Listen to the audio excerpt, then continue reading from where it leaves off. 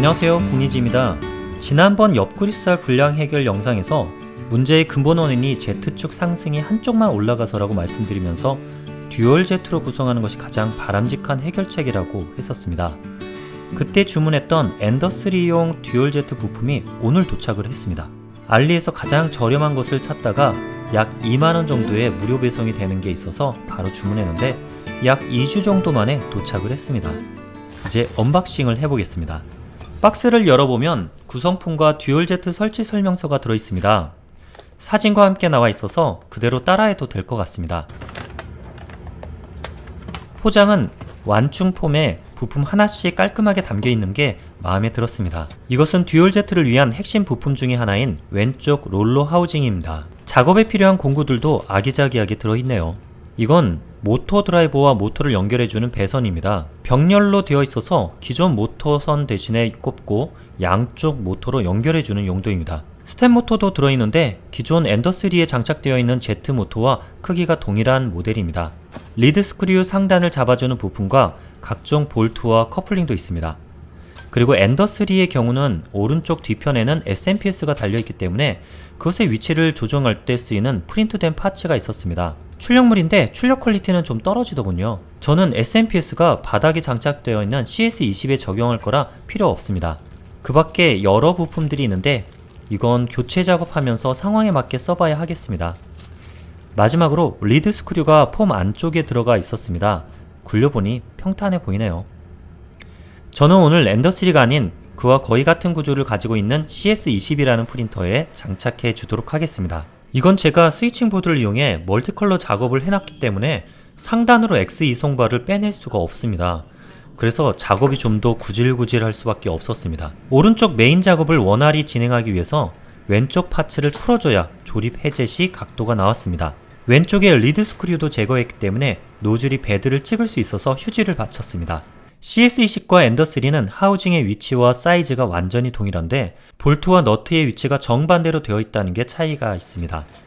드라이버나 육각 렌치와 스패너를 이용해서 롤러를 분리해냅니다. 이렇게 하나씩 나사를 풀어내면 오른쪽 하우징이 완전히 분리되고 이것을 듀얼 Z용 하우징과 결합을 하게 될 것입니다.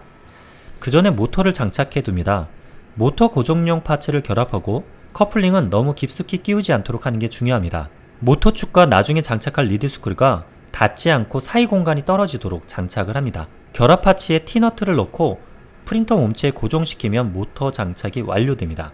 이때 장착 각도를 수직이 되게 해주고자 리드 스크류를 임시로 끼워 모터 자리를 다시 잡아줬습니다.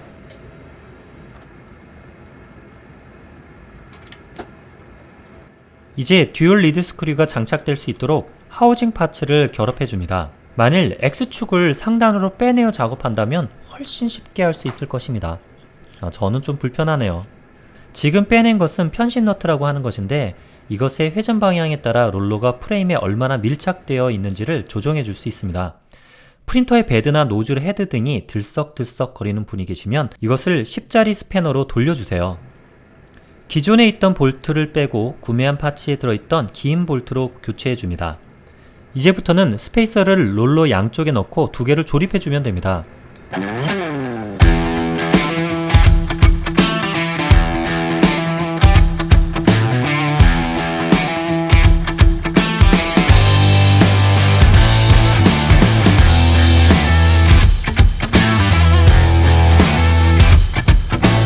롤러 작동 상태를 보고 리드 스크류까지 장착해주면 하드웨어 장착은 완료입니다.